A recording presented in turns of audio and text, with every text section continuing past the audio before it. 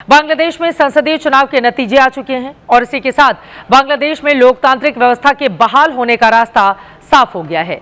नतीजों में Bangladesh nationalist party को प्रचंड जनादेश मिला है। पार्टी के प्रमुख तारिक रहमान का प्रधानमंत्री बनना तय है। कल ही वो शपथ भी ले सकते हैं। सवाल यह है कि 20 साल बाद बांग्लादेश की सत्ता में बीएनपी की वापसी के क्या मायने हैं। तारिक रहमान की एक तरफा जीत के क्या संदेश हैं, जनहित में आज इसे समझने की कोशिश करेंगे। 300 सीटों वाली बांग्लादेशी संसद में बीएनपी ने 2/3 बहुमत हासिल किया है।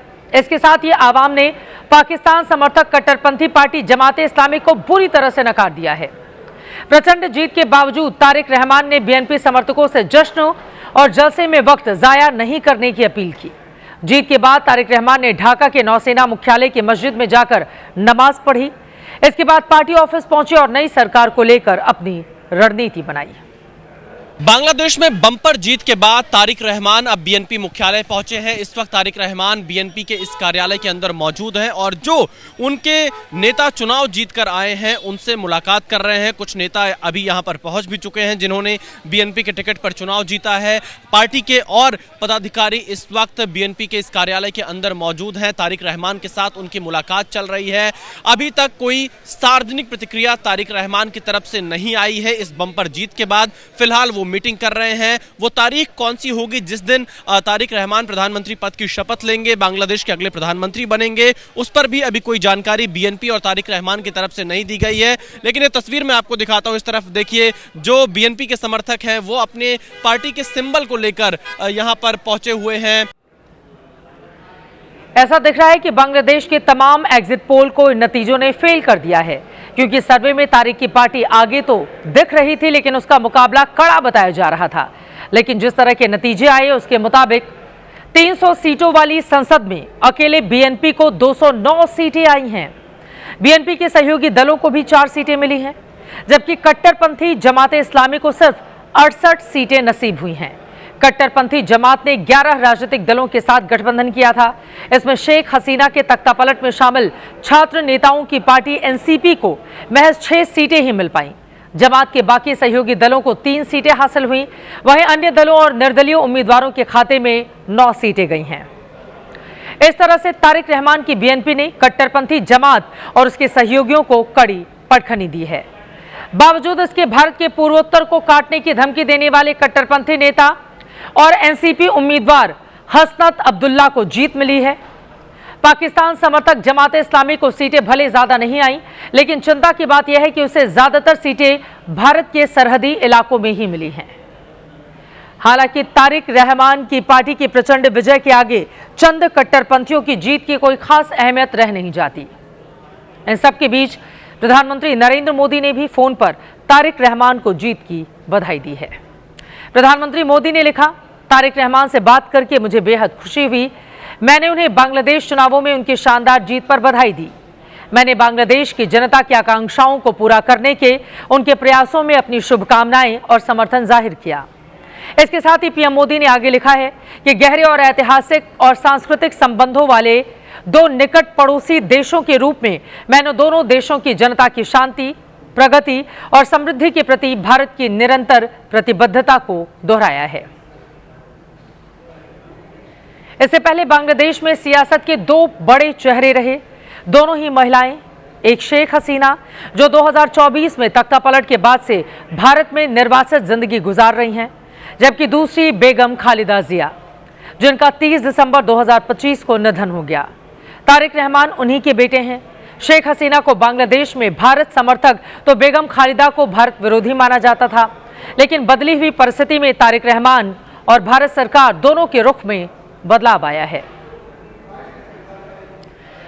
तारिक रहमान को 2001 से 2006 के बीच, यानी जब उनकी मां खालिदा जिया प्रधानमंत्री थीं, तब बांग्लादेश में भारत विरोधी गतिविधियों का चेहरा माना जाता था। लेकिन पिछले साल हुए चुनाव के लिए बांग्लादेश लौटे तारिक रहमान ने भारत के खिलाफ एक शब्द भी नहीं बोला, एक बार भी भारत विरोधी तेवर नहीं दिखाए। वहीं खालिदा जिया गंभीर रूप से बीमार हुई तो खुद प्रधानमंत्री नरेंद्र मोदी ने 1 दिसंबर 2025 को सोशल मीडिया प्लेटफॉर्म एक्स के जरिए उनके इलाज में हर संभव मदद की पेशकश की, जिस पर बीएनपी ने उनका आभार जताया। फिर 30 दिसंबर 2025 को जब खालिदा जिया का निधन हुआ तो पीएम मोदी ने 2015 में ढाका में उनसे मुलाकात की तस्वीरों के साथ अपनी शोक संवेदना जताई थी। अगले ही दिन 31 दिसंबर को विदेश मंत्री एस जयशंकर ने ढाका जाकर तारिक रहमान से मुलाकात की, उन्हें प्रधानमंत्री मोदी का निजी खत सौंपा। 1 जनवरी 2026 को रक्षा मंत्री राजनाथ सिंह ने दिल्ली में बांग्लादेशी उच्चायोग जाकर बेगम खालिदा के निधन पर शोक व्यक्त किया। इसके बाद जब तारिक रहमान ने बीएनपी की कमान संभाली तब 10 जनवरी 2026 को भारतीय उच्चायुक्त प्रणय वर्मा ने भी उनसे जाकर मुलाकात की थी। दुनिया जानती है कि भारत की मदद से ही बांग्लादेश को पाकिस्तान से आजादी मिली, लेकिन शेख हसीना के तख्तापलट के बाद मोहम्मद यूनुस की अंतरिम सरकार ने भारत के साथ दशकों पुराने रिश्ते पर मिट्टी डालना शुरू कर दिया था। यूनुस की वजह से बांग्लादेश और पाकिस्तान करीब आ रहे थे। इस दौरान हिंदुओं पर हमले की घटनाएं भी बढ़ी, लेकिन अब उम्मीद है इस प्रचंड विजय के बाद बांग्लादेश अपनी गलतियों को दुरुस्त करेगा, शांति स्थिरता के साथ आगे बढ़ेगा। The relationship should be between two peoples of the countries, so people-to-people relationship.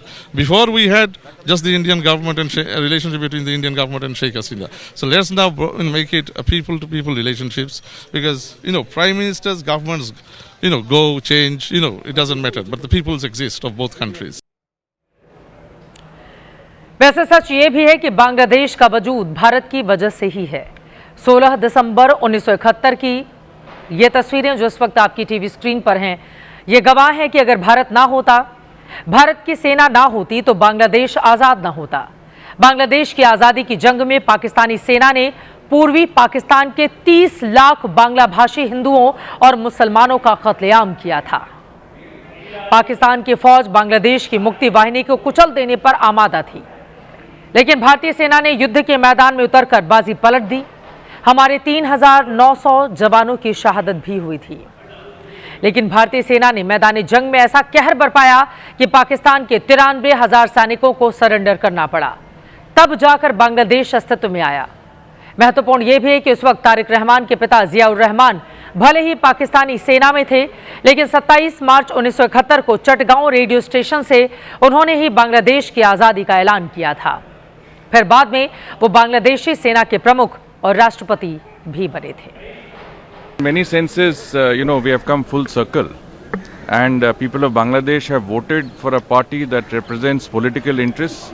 It is a pro-liberation party. That means it believes in the spirit of 1971, as opposed to Jamaat-e-Islami, which was opposed to the liberation struggle of Bangladesh in 1971. The head of the BNP, Tariq Rahman, has made some positive statements about his intention to maintain good relations with India.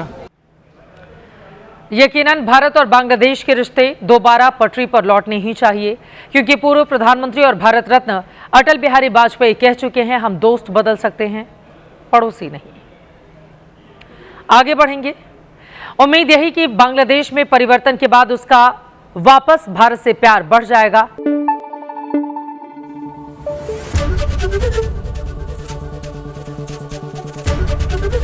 ABP news आपको रखे आगे।